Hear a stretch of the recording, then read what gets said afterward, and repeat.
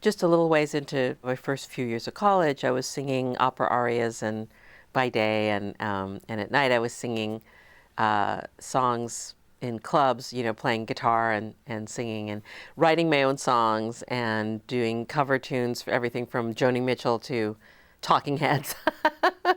And I became very interested in more experimental music, but what I was finding was that it was very hard when I was using the same tools, guitar and voice basically, to get out of the habits that you fall into and change the mode of what I was producing. So I ended up buying a digital delay, and it was really that night I came home from the music store, hooked everything up, and started singing through it.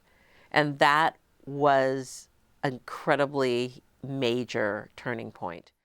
Very quickly, like I'd say within a year, the guitar almost just completely disappeared out of my arsenal of tools, and I was mainly making pieces for my voice and some found objects to use for percussion, like I was playing like a pair of hammer handles. I was playing a slinky, like the wonderful toy.